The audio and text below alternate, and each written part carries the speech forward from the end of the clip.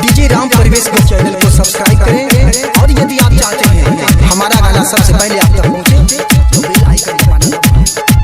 DJ Ram प्रवेश सहनी सलाही नेपाल। प्यार वाला चर्चा चलाई होने घरवा में सबके मनाई होने का हो सुनो प्यार वाला चर्चा चलाई होने घरवा में सबके मनाई होने देर करते दूसर के हो जाएगी भयवा देर करते दूसर के हो जाएगी भयवा। अरे वकील गन में जय जय बा हर तू ही बनबू सब जय बा वकील गन में जय जय बा मैं हर तू ही बनबू सब जय बा।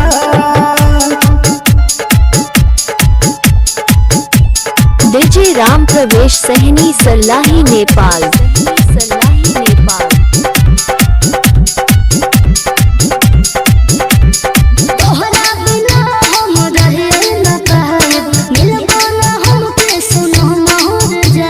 डीजे राम प्रवेश सहनी सलाही नेपाल।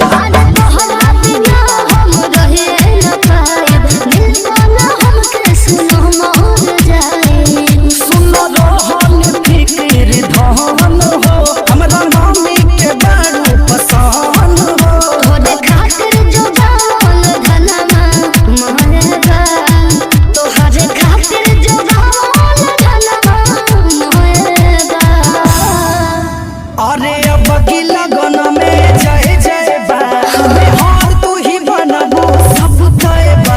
अरे वकील गन में जय जय बा मैं हर तू ही बनबू सब जय बा।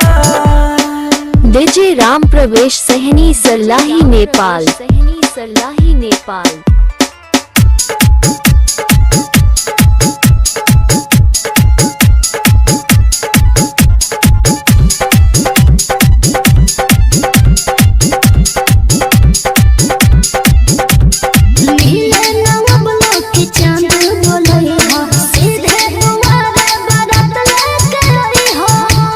ठीक वही करे जा